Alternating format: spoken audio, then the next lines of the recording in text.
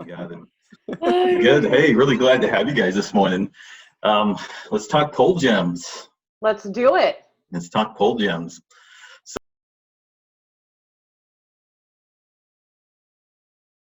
So I was on your site. I was looking at a ton of videos and just looking at like the entire network. And I think I just want to talk about everything from pole gems, the Triple X Church to the Stripper Church Network. I mean, so many interesting things to talk about. Let's start with pole gems. Tell us how it started. Cynthia, what was your story in this? And start with that. All right. So back in 2009, 2010, when I was still going through my master's school for counseling, I met a colleague who we went out to lunch and went to Subway, and we just started talking, sharing stories, talking about, at the time, the church that I was connected with. I didn't feel so connected. And I just felt like I'd actually talked to one of the pastors there somewhat recently, and he said, you're probably always going to feel like a square peg in a round hole. And he didn't mean it in a rude way. He meant it in a way of like, you think so outside the box with God and ministry. At the time, I took it a little bit offensive, but I can replay it now and realize that, well, he was actually right. And so my friend and I had gone to lunch. We had one of these great, deep, meaningful conversations that you do with your master's degree cohorts in counseling, where you share your deepest, darkest secrets, right, Anita, with people that you just met. Right. And we were having this good time of bonding, and she tearfully started talking to me about how she used to strip for a living.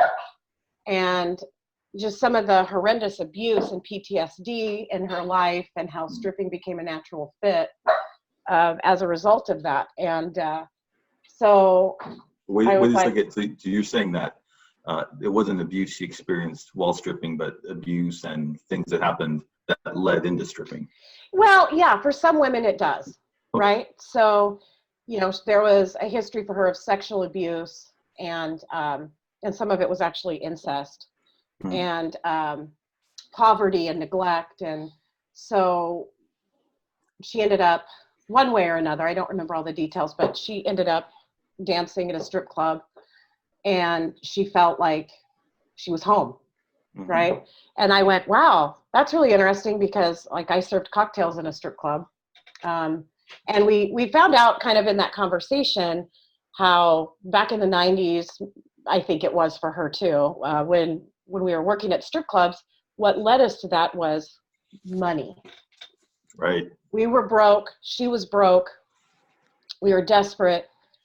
So we were working at the strip club, and the amount of shame that we both felt working there, not because we were with the people. Actually, the people were fantastic. Honestly, everybody knows that you're screwed up at a strip club, right? And I don't mean that in a rude way, right? But you know how, like as Christians, sometimes we go into church and we put on this face like everything's okay. You don't have to do that at a strip club, right? At least not in my experience. Yeah, and everybody's kind of like family, and they're like, oh yeah, So we just had this great conversation, and we started we were working towards starting a nonprofit, and we named it More Than Exotic at the time. So I had just recently switched churches somewhere in this, and I was going to started attending the church that I'm attending now. Right. And the pastor and the other pastor that was at that church at the time, they said, we're going to pay for you to get trained to learn how to actually do outreach and ministry to strip clubs. And that was through Strip Church Network, which is with Triple X Church. And so my friend and I flew to Vegas, and we were the first pilot group in Vegas to get trained. Well, that was early on, right? Because this Triple X started around 2002, right? Right in there, in that time frame? Right? I think so. Yeah, early 2000s. And so the pastor at the time, Craig Gross of Triple X Church, got together with Harmony Dust Grillo, who is the founder of Treasures, and she's a former stripper. And they got together and created Strip Church under the whole umbrella of actually Fireproof Ministries. Mm, So gotcha. Fireproof Ministries has a bunch of different ministries underneath it. And so we went to Vegas. We were trained to, oh, you can see my dog. That's funny. Yeah. Hey, Mike and Anita, I got a dog. I was like, what the hell? She has a dog? I know. I was like, The last 5 minutes been like, do I text her? Do I interrupt and say like, there's a dog in your house? Do you know there's a dog? Sorry, I digress. Moving on. That's good. Now, Phil, you might have to edit that. We're live on Facebook. There's no editing, man. We're live. Oh, well, okay. I'm just kidding. We're not All live. right. I'm like, well, I mean, it is a stripper ministry, so. It is a stripper. It's a stripper ministry. Yeah, yeah. So anyway, we ended up getting trained, and then Michelle, my friend, ended up having to move to Georgia, and she started her own nonprofit, and I completely panicked because I thought, wow, God's called me into this cool ministry from, feeling like a square peg in a round hole, and I finally found, my people, and who love the Lord and also want to do ministry that, they're. Wow. I mean, I just had this panic moment, and what was the panic? What were you panicking over? Well, here I am trying to do this on my own.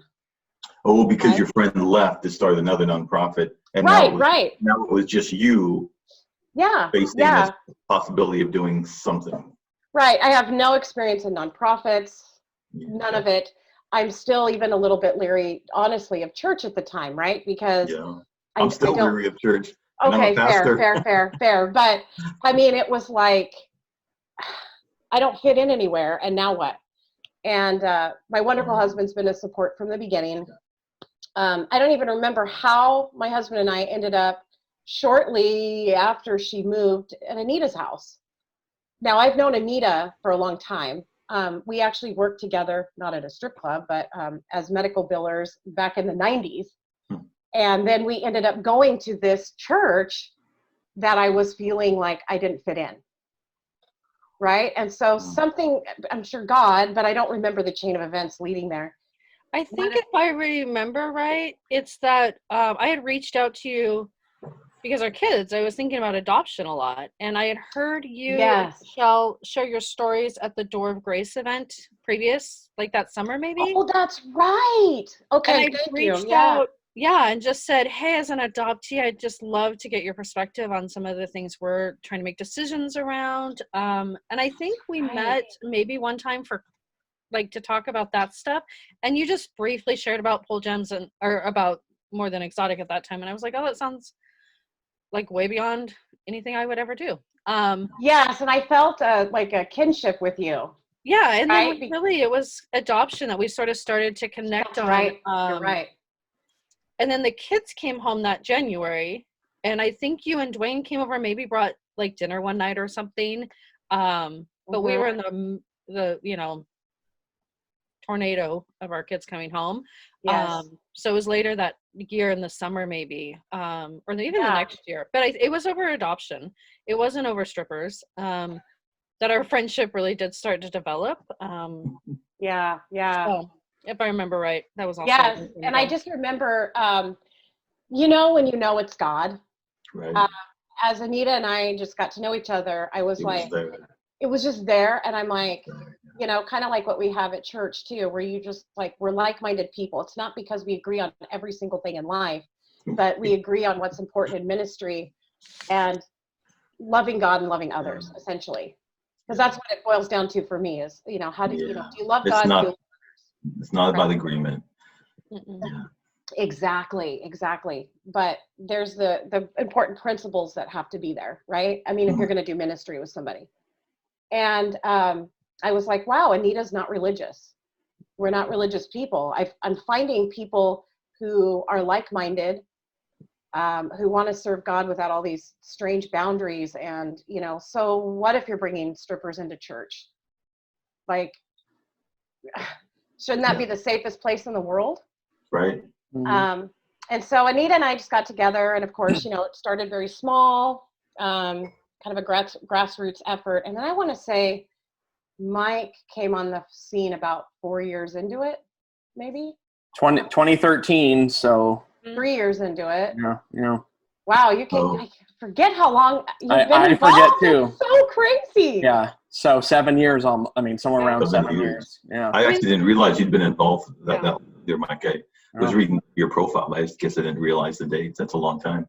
It So is 4 a long years. time.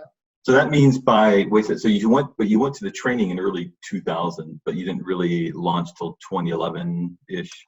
We went to the 2010. training, I think, in 2010. Okay, then, 10. You went to 10. Gotcha. Yeah, and then pole gyms, we started a board, kind of messed around with names and different things, and logos, all this stuff. And then what I wanted to do is kind of what Triple X Church did, do like a play on words that pointed to God. Yes. And so, of course, what do you associate with women who strip? You think of stripper poles, right? And so perfect, pole, yeah. pole is purpose. It stands for purposed, original, loved, and empowered.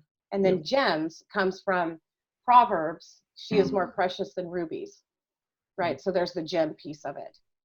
So pole gems, right?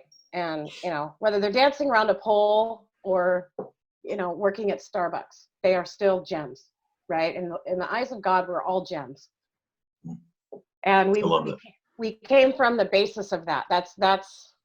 That's how we treat people in our ministry and outside of our ministry, and who we minister. I want to say something about that before you go on, because the story is amazing. But listening to some of the interviews, like on Triple X Church with Brittany and her husband, and had a great interview with the guy that did After Porn Ends.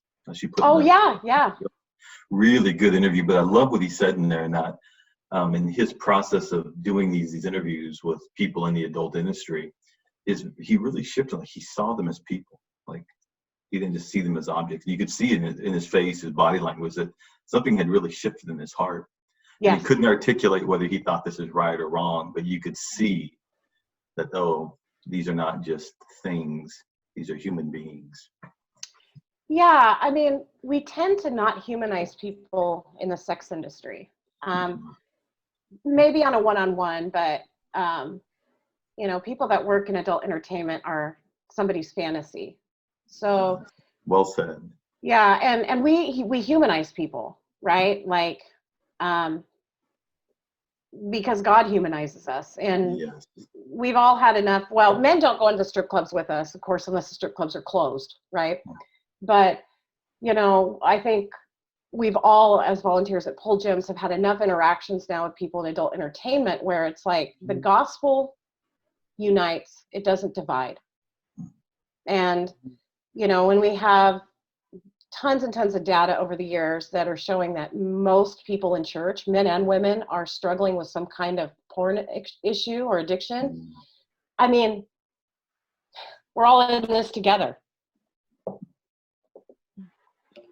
Yeah, I think we talked about that one time. I think, Barnett, the last report I saw, something like 80% of men and 50% of females, which is kind of surprising to folks, right? That 50% of females seem to be having, an excessive amount of porn viewing online. So we're kind of, as a human species, you want to say that, we're all we struggle with the same thing, right? Desire. Exactly. So that's in a nutshell, pole gyms, and Mike came on board in 2013 as a grant writer, and then of course we got to know him and his lovely wife. So anytime people are married, we have a closed Facebook group. It's private. I always invite spouses, even if they don't want to be a part of it, just to be at least in the group so they know what's happening. I mean, especially because of the sensitivity of some of the topics that we discuss. Definitely want that spouse relationship to be honored. And so his wonderful wife came on board, and we got to know both of them over the years. And before you know it, his wife is sitting on the board, and she's going on outreach with us to the strip clubs, and Mike's becoming the operations manager. And I mean, it just, you know how a relationship takes off sometimes that way. And we found out we work well together, and so here we are. Yeah, the chemistry's there, right? For sure. So Cindy, thanks for sharing the story of the founding of Pole Gems. And Mike, why don't you give us a sense from your perspective, what's it like to work with the organization, and what are some of the ups and downs that you've seen as far as working in this space? Sure. Yeah. So Right. So one of the volunteers, her name was Amy, was kind of how I got roped in. So your brother was a youth pastor. Right. Yeah. So I got close to Amy's now husband, Justin, known him for years. Baker? No, Justin Wallace. Okay.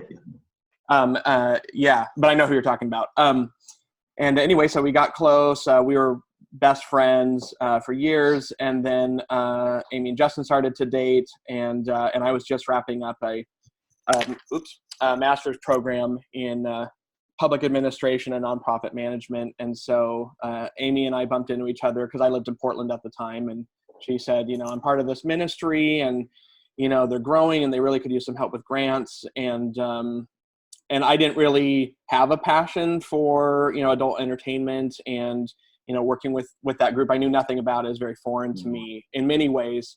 But I'll share a story that actually shows how it's really not very foreign to me in a minute. And so I said, sure, I'd love to, write some grants and practice, I'm still new at this. And so, I met with Dwayne and Cynthia, and of course, Tiffany at Broadway upstairs in one of the meeting rooms.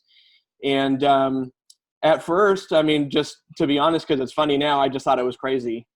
I just thought, why is this a ministry? And aren't these people being loved some other way? Why is this a very specific targeted group, that they're reaching out to? And I also just think that I was really still very immature in my faith with God, and just still growing at the time, because now I think it's even crazier than I thought it was crazy back then. Yeah. Because this has become second nature to me. Very open with everyone and my wife and everything about all the communication, because I do a lot of case management with the women we serve, and man, it's been a fantastic journey, because it's helped me in my own healing to see the humanity and the beauty in each of these women that we serve, and then you get to know their kids, and then you get to know their partners, and then you get to see this whole system. And, an act of great case management, which is a strength and a part of who I am. You can see the ripple effects through the family of, wow, this family and this unit of people got some stabilization for one moment, and that let them connect in their relationships, and that gave them a foundation, just to go through their own journey of healing, whether that's through counseling, which we also offer, or other things. So it's been nothing short of magical to be a part of Pole Gems. That's wonderful. I haven't done nearly the level of counseling that you guys have done, but I have seen in my interactions with families that if you work even with one person, right, and you help one person, it shifts the entire family dynamic. The whole platform changes, right? It's just amazing to watch. It is. Yeah. Yeah. So let me see. So I'm trying to actually answer your question. I kind of went on a inspirational tangent of sorts. Yeah. Let's rabbit trail a bit. Yeah. What have been some of the best moments for you? One of the things, I was watching you talk, and I felt like you really had a deep heart when you were telling me that you just started to see the ladies in this industry, people and their spouses and their kids. Something in your voice just shifted. There was a tenderness that was there. And I thought that was really cool. Oh, cool. Yeah. So I think what I realized years later, so here's the story I was going to share, is that, and this really only hit me maybe 2-3 years ago, but I realized, no, I feel like God has always prepared me for a connection with this ministry. And I didn't know it. So I went back to a memory of when I was a child, and I was traveling with my dad in Europe. I believe that we had stopped in Amsterdam. I don't remember what city. They have very liberal, sex laws and adult entertainment laws there. He did a performance at an outreach cafe, which used to, legally sell marijuana and alcohol. And it was just this neighborhood of where people that, were homeless and struggling with addiction just really kind of flocked to. And so it was a really great experience. My dad let me be a part of kind of all the conversations afterwards with different people that came through, just great conversations. And one of them was with a girl. She was 16 years old, and I think her parents just were in such extreme poverty that when she was 14, they kicked her out. They just said, we can't feed you. I don't know what to do with you. Get out. I mean, that's it. And so they kicked her out. She became homeless, and, a trafficker or a pimp or someone like that took her in and began to manage her essentially. Wow. And, and use some of the tactics that are used, hooked her on IV drugs and really intense drugs to keep her coming back, to also make more money for him, and and so by the time I met her, which was 2 years after this all started in her life, she told my dad and I, I'm really scared. I just found out that I have hepatitis C, I have HIV. I don't have much longer, maybe a few months, if that. And, I know there's nothing you can do for me, but if you could just pray with me and let me know, that I'm not alone, that I would love that. And that's powerful. Yeah. And so we prayed with her. I mean, that's all we could do. We're not even from there. And we just let her know she wasn't alone. And shortly after I got back from that tour, we had learned from someone in that outreach ministry in that area that she had died. And it really just shook me. I was probably I think I was 9, somewhere between 9 and 11. I mean, pretty young. Wow. And, it hit me so hard. And I knew at that very moment that my life was going to be about serving people that were marginalized or suffering in some sort of way. And that really didn't flood back to me until about 3 years ago. And it really created this complete circle. I was made to do this, and this is why I'm here. That's what makes you think of the verse that he who began a good work in you, right? Yeah. Will complete it. It's like a little microcosm of that he started something, planted something in you at a young age and brought it back to fruition. Yeah. Oh, that's great, Mike. Thanks for sharing that. And I love that your dad kind of exposed you to that, because one of the things as parents that we can do in a safe way, right, is let our kids see what's appropriate for them to see and walk them through it. Yeah. There's such a catharsis in that, All right, and Anita, so let's, you work with Pole Gems. She's a good Baptist, Phil, so you got to watch your questions. She's not a good Baptist. No longer a good Baptist. The Baptist in me every once in a while has a little conniption fit, and I'm like, you just need to calm down, you're fine. It's all good. That's good. Yeah. Let's talk about your relationship with Pole Gems and what has it been for you in your story. Yeah, my relationship with Pole Gems. So back in 2010, my kids had been home about 6 months, and we had, right before our kids came home, I had kind of... And can you pause a moment when you say your kids have been home? I don't think most folks are going to hear our beginning conversation, but you'd adopted a couple of kids from Haiti. We adopted 2 kids from Haiti, and in 2010, the major earthquake happened. And so they came home 10 days post-earthquake on a refugee visa. That's the simplest way I know to tell that big, long story. But we knew they'd be coming home and then that year at some point. And so we had pulled out of the ministry. Cindy and I went to the church together. And my husband and I had started a ministry there for adults that was going strong. And it was at a place we needed to step away and let the people who were leading with us take it on and just run with it. And so I found myself at home with kids and nothing else to do. And I thought it was the right thing to do because I thought that's what I needed to do for my family, but actually what it was doing was driving me nuts. And so when Cindy came to me and said, hey, I want to start this ministry to strippers, and I think you're the person to help me, I thought, there is nothing further from my mind than strippers right now as a ministry option. I was raised very conservative Baptist. Hang on a second, sorry, I have to stop right there. So Cindy comes to you out of the blue and says, I want you to help me with strippers. Well, Yeah. Well, I mean, we have some great, we tease each other because, we make a whole brain together. I'm like right brain, she's left brained. I could totally see that, but that's the funniest thing. I know. The way you said it is like, I'm living my life, I'm exactly, a stay-at-home mom, I'm looking what to do, and Cindy says, hey, help me with strippers. And I'm like, I am okay. And I was still at that point in that church. That's a Baptist church. And it's funny because that Cindy says, Anita wasn't religious. And I was like, I was fighting those demons so hard at that time, and I still am, that I'm like, I'm not religious because I have to be really aware of how some of the fundamental stuff I was brought up with can really appreciate impact. that, Anita. I really do. Yeah. Sometimes I jokingly tell people, I go to meetings and say, "Hi, I'm Philip. I'm a recovering fundamentalist." Yeah. And so really what I thought God was doing actually was just being like, this is going to be your chance to really have theology and Jesus and the gospel mean something completely different than you think it did. And this is the best way that he knew to get a hold of my heart and to do the work that he knew he needed to do. And isn't that the thing? I mean, you're just touching on all the important stuff here.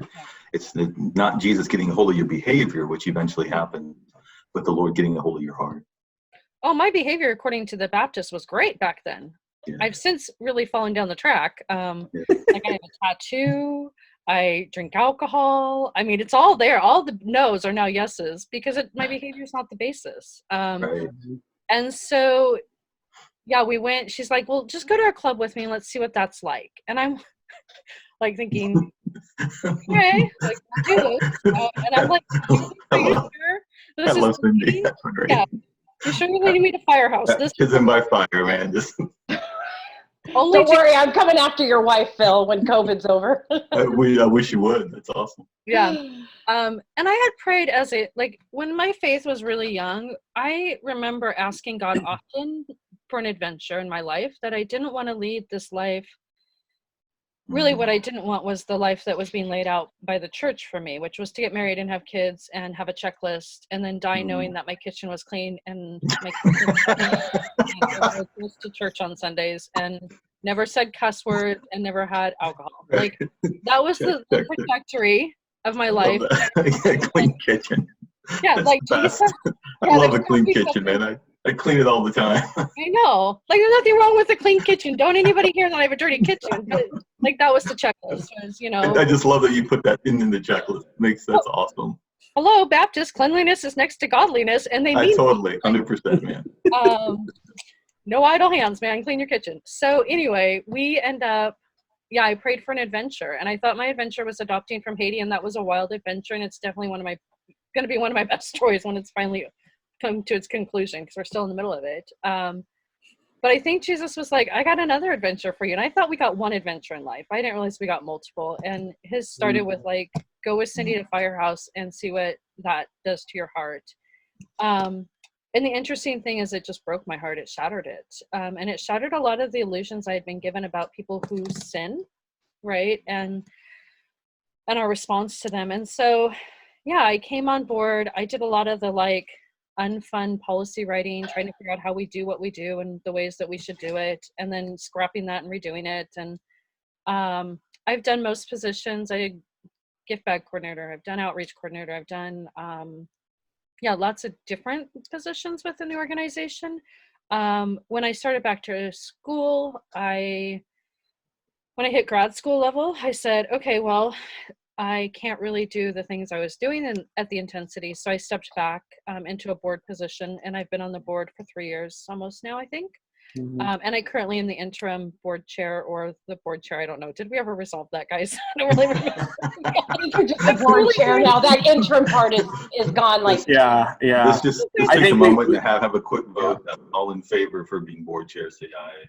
Yeah, DOJ, if you're watching, she was voted in as not interim but permanent board chair. Thank you very much. Anyway. No, we're being monitored. Just want to say this is all right. If it's going to CCTV, I'm going to make that real clear. Real clear, yeah. It's just a product of Anita's mind not holding everything. Not that we didn't do what we needed to do. Right.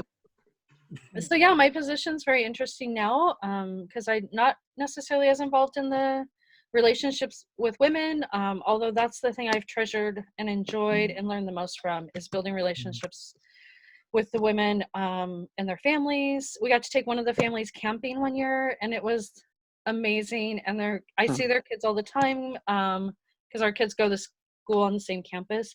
And every time I see one of them, they say, "You took me camping." You took me camping. Those are great memories. Those are great memories. Yeah, being outdoors, doing and that. We're hoping. Yeah, if we get to be more than 2 people in a place together to take them this year. But yeah, we get to build those type of relationships with people, and we get to do it outside of kind of the churchy way to do things. And so that creates so much space and creativity. It's just amazing to me. And then the other thing I think we get to do that's really, really cool is really early on, Cindy and I had both been pretty hurt by the church. And I will tell you, that's kind of a common theme with volunteers, to say, like, church, that's a painful thing for me. And serving in church is even worse, because churches in large part don't do well by their people that are serving on their behalf. Right. So we set out pretty early on to do that different, and to say, like, we're not going to see volunteers as workers. We're going to see them as friends first. We're going to see them as something other than expendable. And so we've worked, we've worked really hard from day one to set decisions and policies, and the way we think about things is just very relationally based. And it starts with the relationships we have with each other. Mm-hmm. And then from that, we work out our stuff with each other. And then from that, we get to really go love on people in a way that I've just never seen happen anywhere else in the church, like in the church community.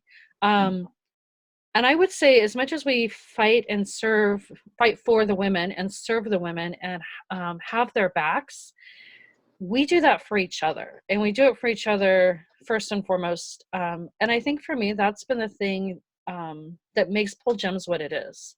Anybody could get a group of people and go give stripper gifts.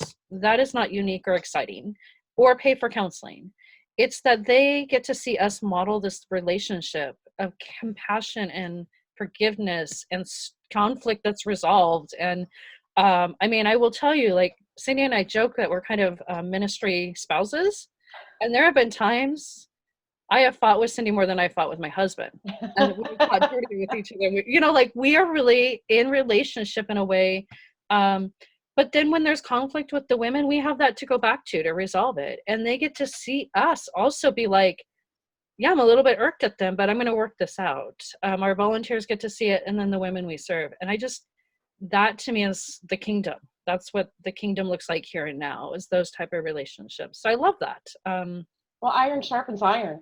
Yeah. I mean, the most healing relationships in my life are the ones with conflict and resolve, right? And so, like, between my church family and my Pole Gems family, I feel, well, my regular family, they fit in there too. I actually feel very, very supported and complete. And I know that is all because God has put them in my life for my healing and for me to help with other people's healing, right? And that's what we do at Pole Gems. You know, I have learned so much from people in adult entertainment. I should be giving them a rebate check. You know, they've really, because they've really taught me. It's a very humbling experience, and I mean it in the best of ways. I say this all the time, and I'm really not kidding. I would much rather go to a strip club. I have found Jesus in every strip club here, like, literally, you know, experienced him, and his relationship with the people that work there at the clubs, than I have in some churches. And I'm comfortable in the strip clubs because God's been working in the strip clubs for however long we've had strip clubs with the sex workers for centuries. Like, Pole Gems isn't coming in and bringing Jesus, right? Like, we're just partnering with Jesus, what he's already been doing. Yeah. Yeah. What a great saying. And earlier is that as each of you were sharing, I just kind of picked up that tone of personal transformation, that each of you has really been touched by the ministry itself, and just by the love that you have received from Jesus and have given from Jesus, and the relationships are transformational in that. What are some of the things? So let's look at it from another perspective. How about the lives of those who are transformed? I know, of course, one former member of the adult entertainment industries in our church. I don't want to say her name. I don't know if I have permission to say that, but those relationships like that, what are those stories? Can you share? Oh man. All right. I'll start with one of my favorites. I don't know that I have a favorite, but so we met a lady, gosh, Anita, you'll have to help me with this, 2011, 12, somewhere in there, who at the time was very pregnant and dancing at one of the clubs. And she was having a baby and had absolutely nothing for the baby. So our ministry at the time was so tiny. I mean, like we had no budget. Literally, because we were budgeting maybe week by week at that point. I think it was 2013, and I do think our budget for the year was under 3,000.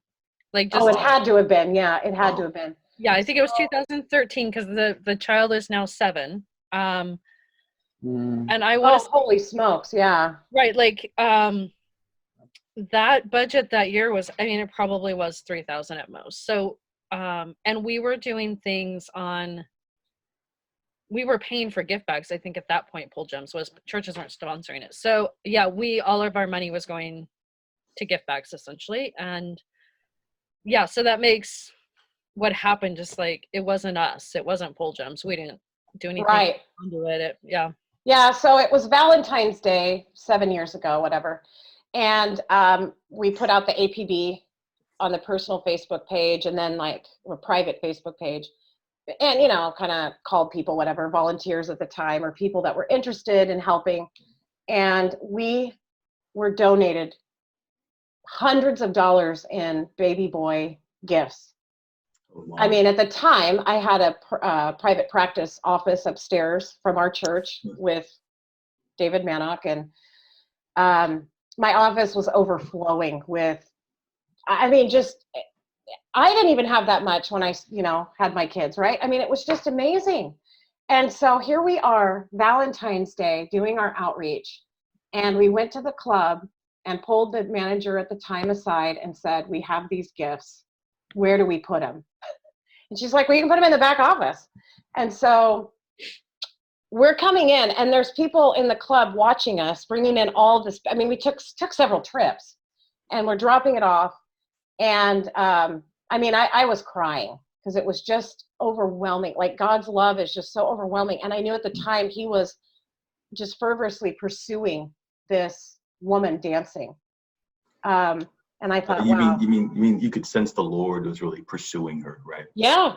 Like he was really pursuing her and just wanted her to know how much he loved her.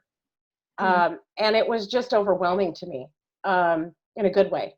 So at the time, she'll tell the story. It's funny because she publicly spoke about this a couple different times. And she said she looked at the stuff that we brought in and she looked at how crowded the club was. And she went, wow, this is going to be a great night for money.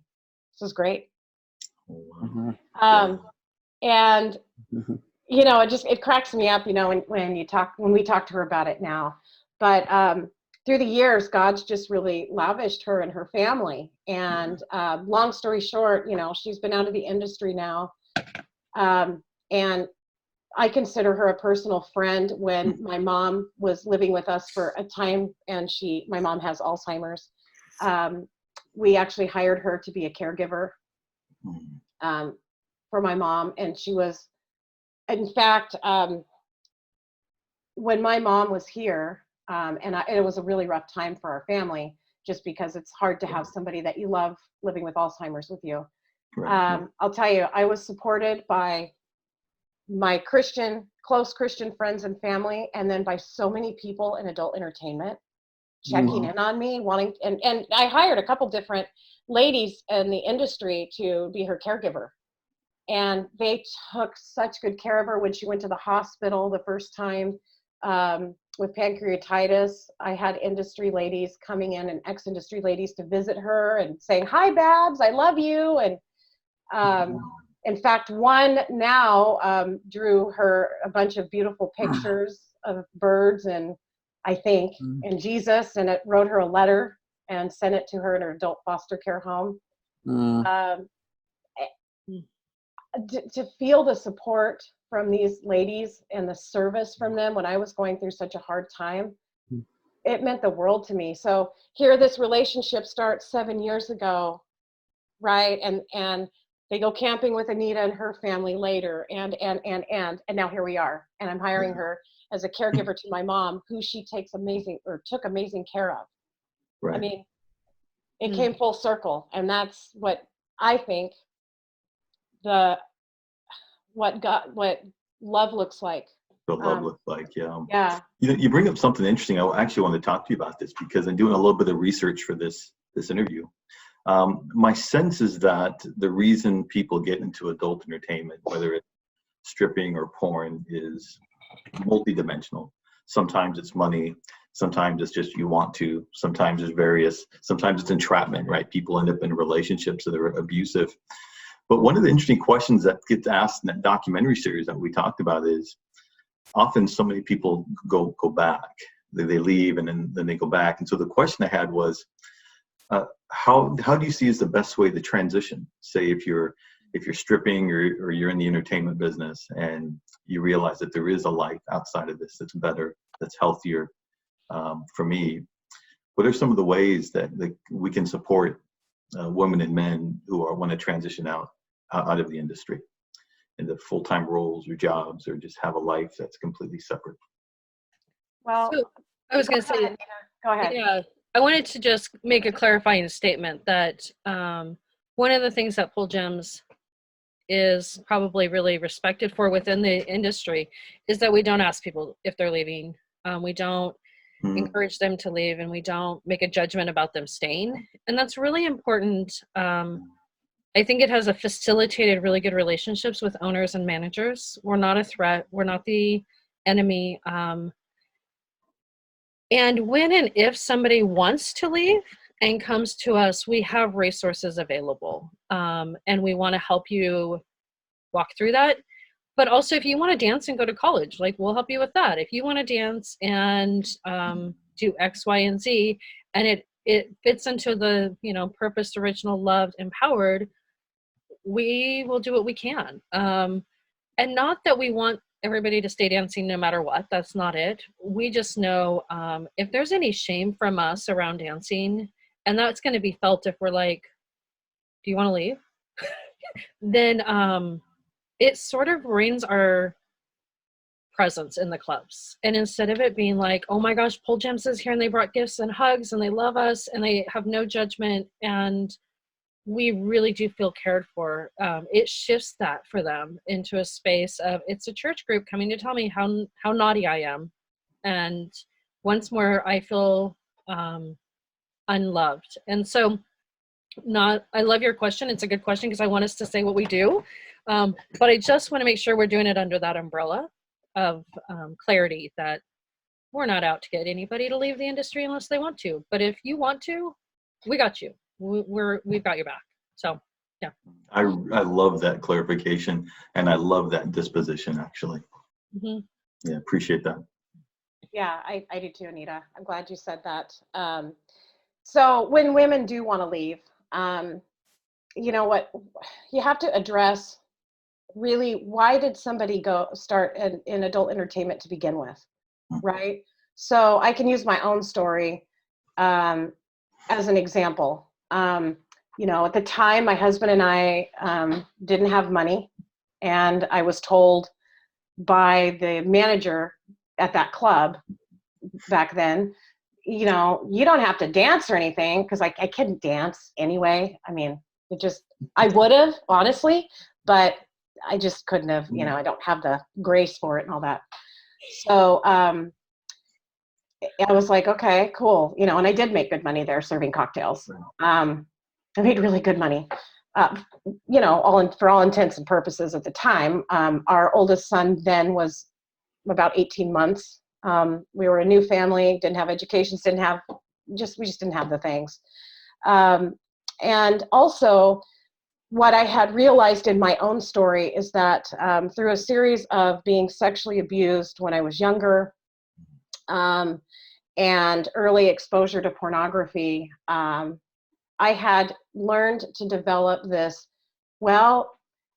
I can use my body to make money, or I can, and acquiesce to the sexual harassment that I'm pretty well used to, or verbal sexual abuse that I'm used to, or I can try to fight it. Well, fighting it's really tiring. I mean, this wasn't my conscious thought at the time. Right. I was going to ask that. You're not really thinking that. You just realize looking back, these are the feelings and the things you were processing in your soul. Yeah. And so as I was working in the club, I remember I got the nerve to finally tell my parents over the phone what my occupation was. And my mom said, Cynthia Ann, if the Lord returns, do you think he's going to take you home if you're working at a strip club? Now, I understand the sentiment. She was an anxious mom, yada, yada, yada. I mean, I don't think every parent is happy with their child working in a strip club. But I understand why she said what she said. I really do. However, I think now, and I can tell you that was a very shaming thing to say to me. Right. Now I can look back on it and go, wow, but a lot of people think that, right? Like a lot of people think that once you step inside of a strip club, all of a sudden you've cut God out of your life, and God doesn't leave you. Yeah, right. And so even though I knew the Lord back then, I was really, really angry with him. And, I was also protesting all the unfairness and trauma in my own life that I hadn't healed from. And so it's like, as Christians sometimes, and I think this is flawed theology in my opinion, because there's really nothing in the Bible that supports this that I can find, that God is there when you're doing good and you're doing all the right things, and he's not there when you're not doing all the right good things, right? It's not overtly stated, but there does seem to be something implicit in that somehow when you sin that you've lost something in relationship with the Lord. Yeah, right. And I look back on that and I think that was a really important turning point in my life. I didn't know it then, but I know it now. What it did is it piled on to my anger, because I had a huge chip on my shoulder back then, and I was angry at so many different things, but I was taking it all out on God, and that was just the one more thing.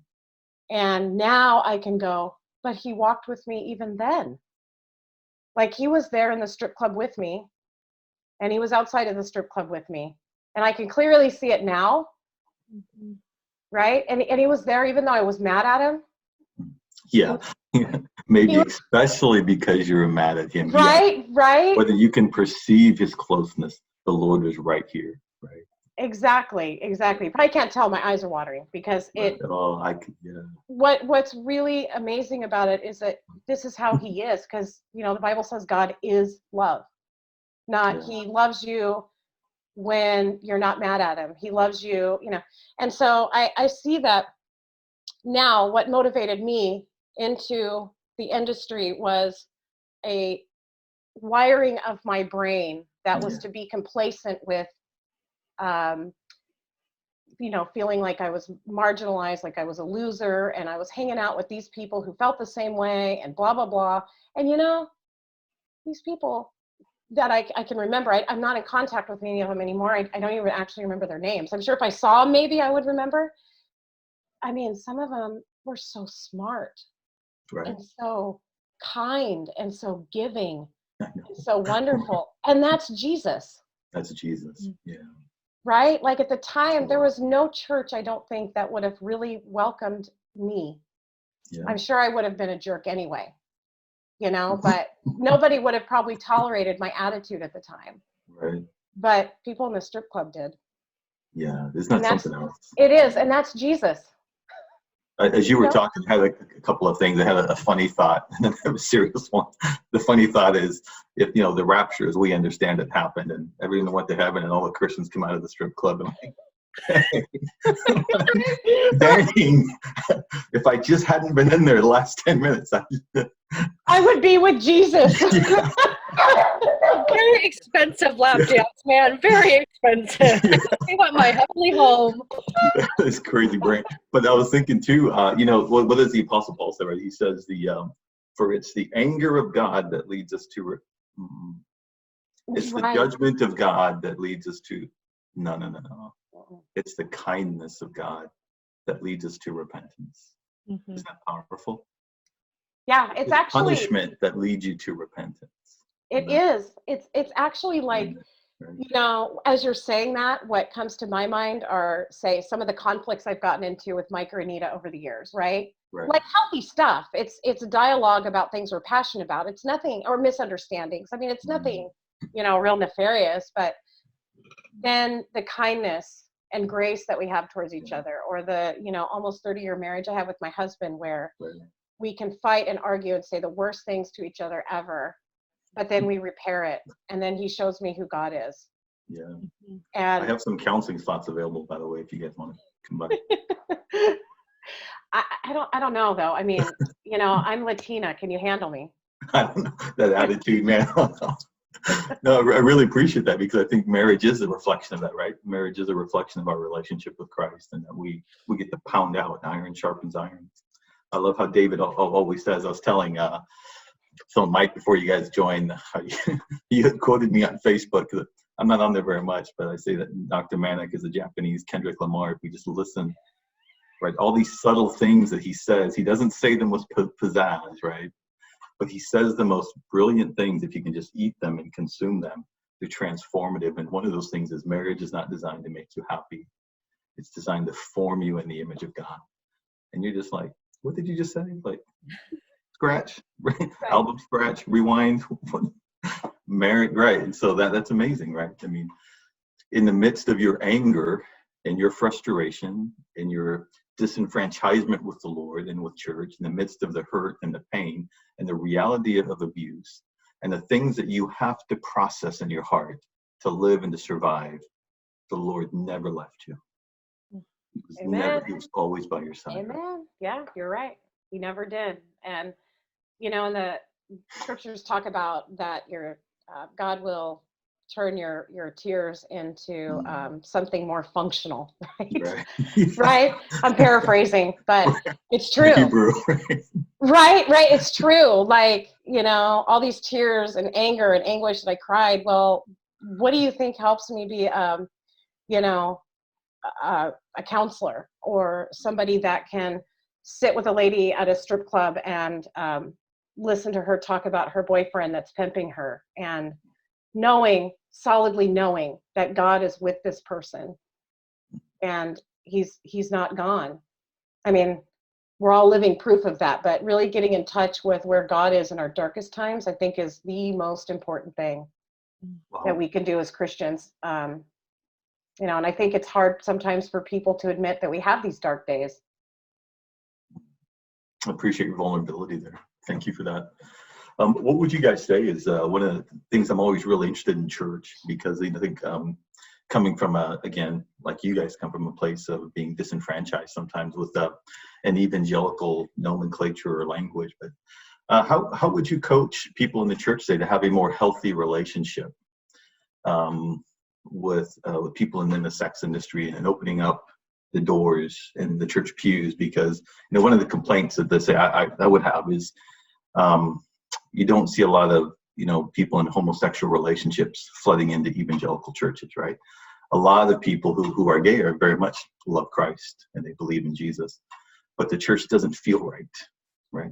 You guys have a lot of experience in this area, so if you were to have a dialogue, you know, with the pastor, how would you talk with a church congregation about open-heartedness? Well, my parents believed in God, but they didn't really enforce it per se, right? So I didn't grow up in an evangelical environment.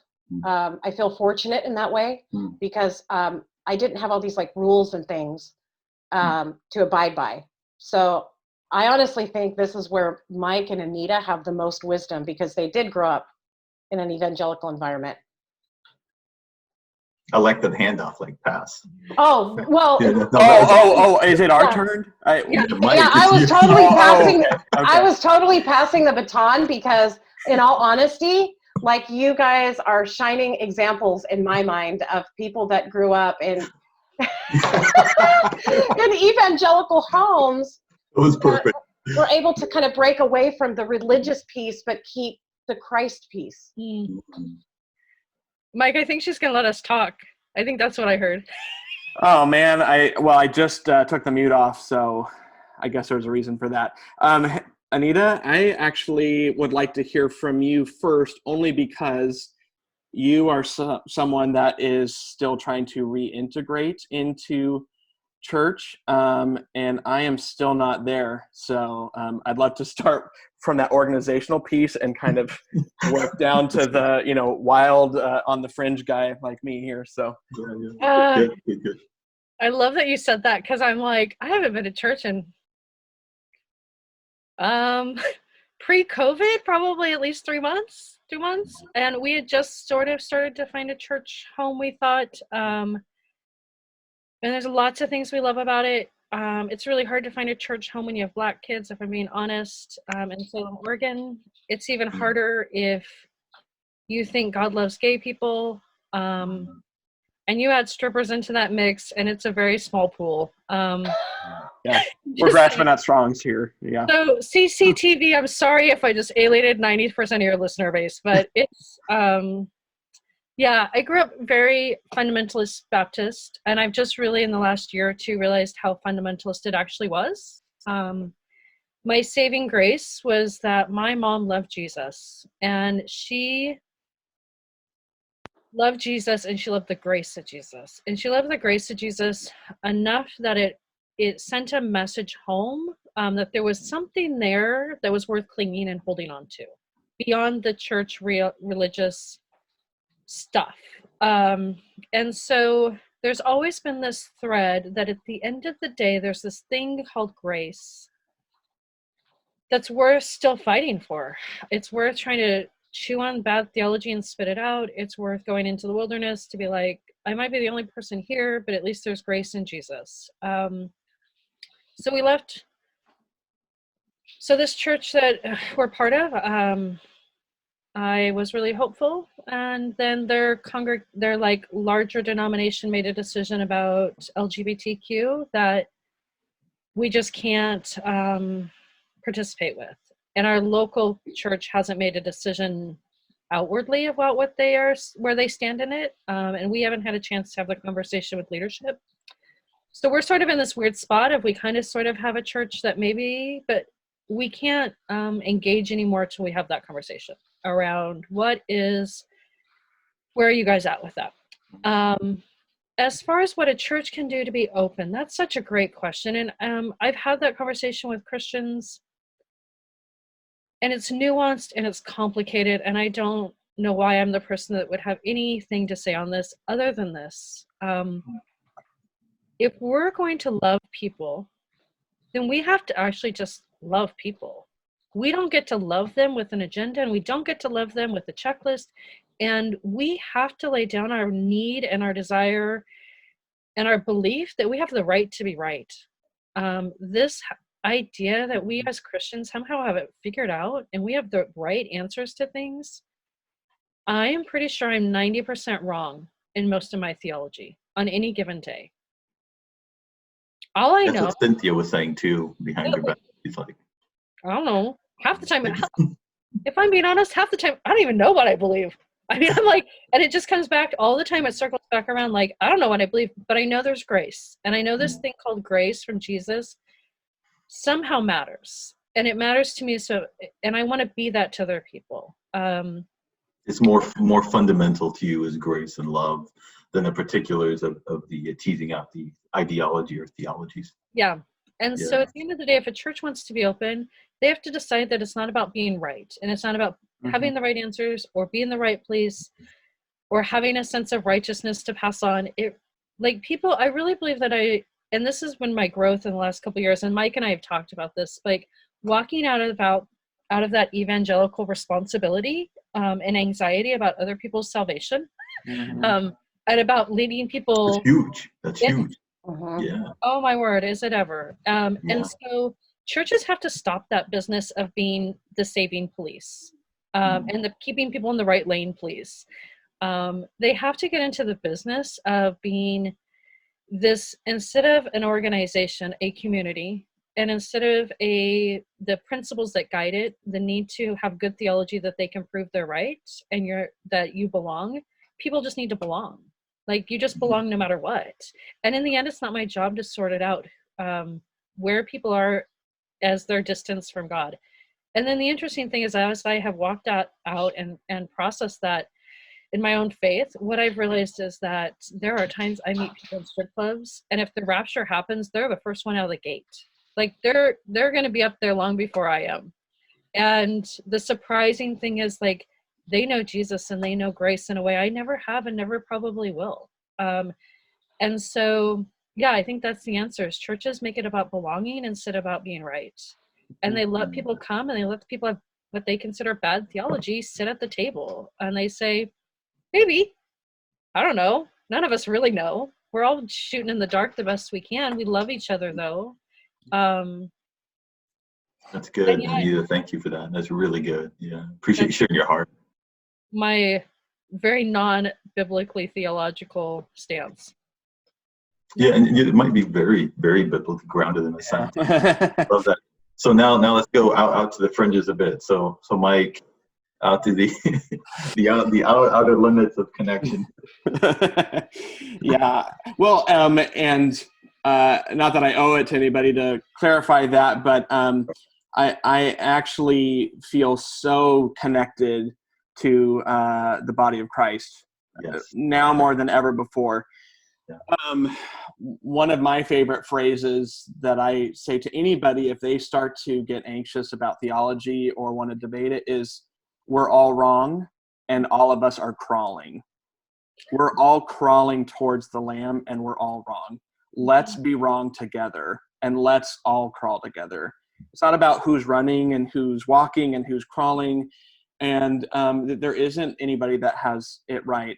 And the more that we think that we have it right, the smaller that God gets. Mm-hmm. And the more that we argue about what's right, the less important God's gift of grace and salvation is.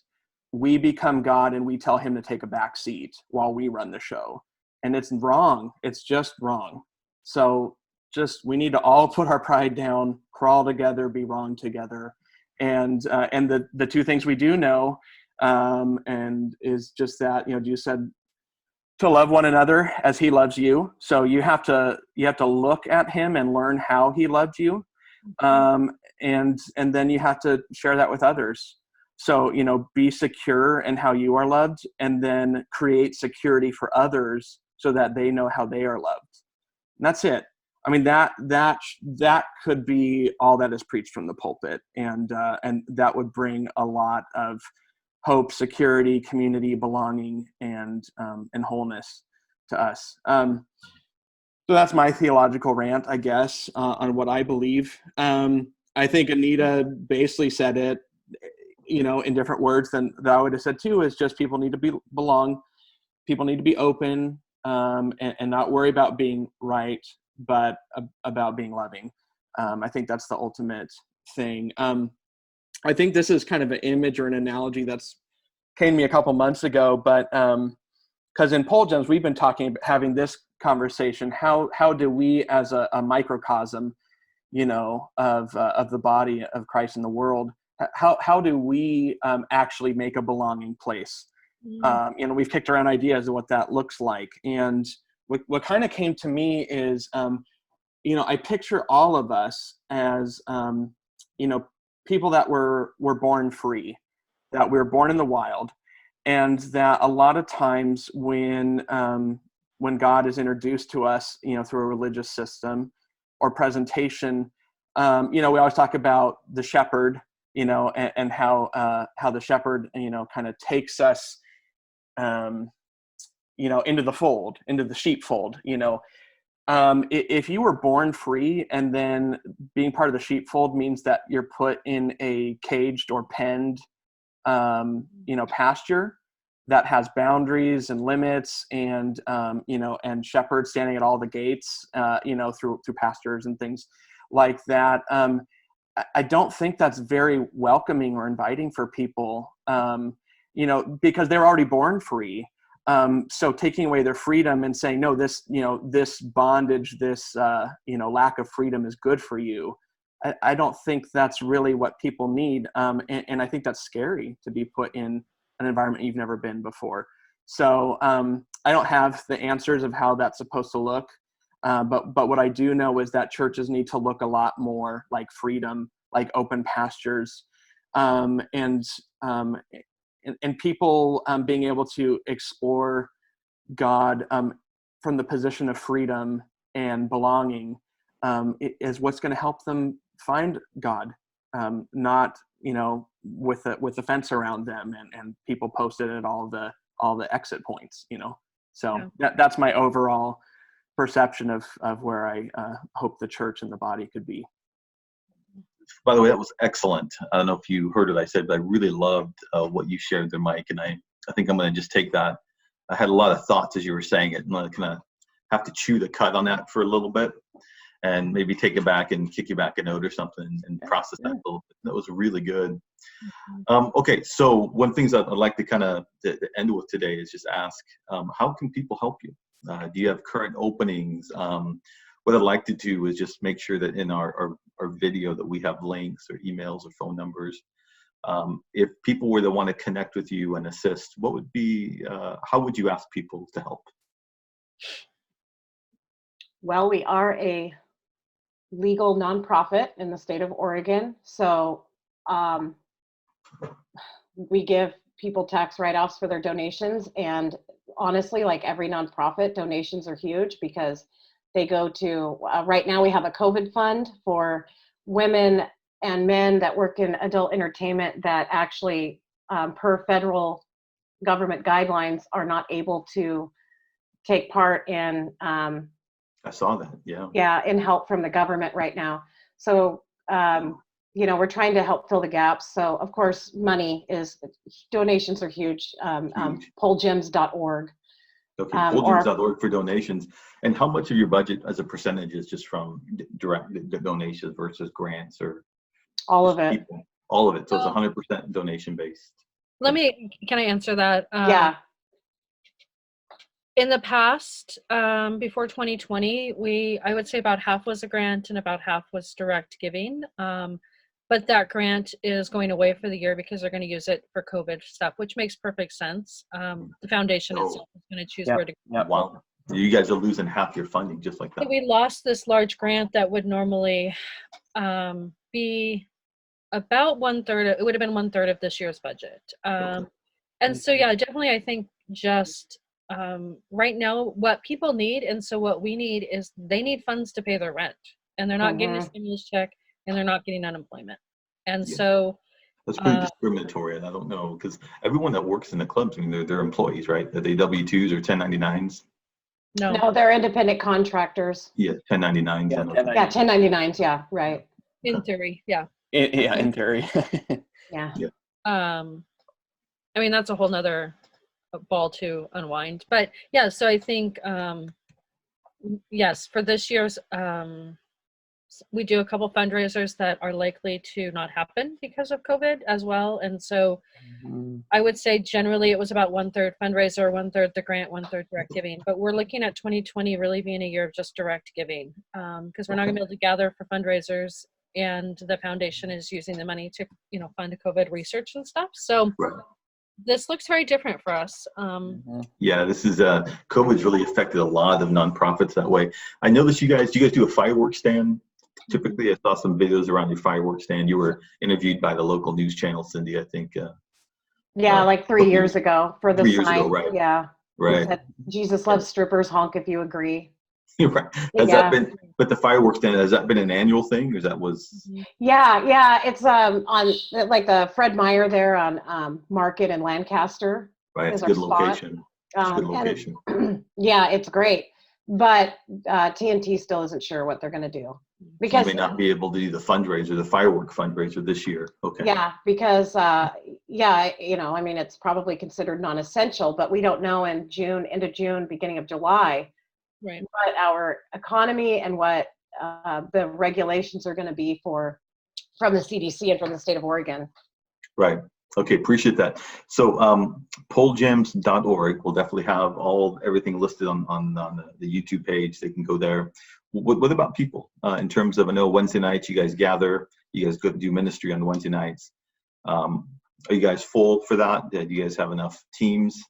Well, we actually meet on the third Saturday of every month.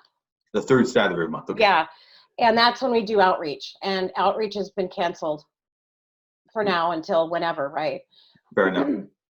So Mike was able to set up a Zoom meeting, excuse me, on the third Wednesday. But definitely, I mean, prayer is huge. You can always people can fill out a volunteer application.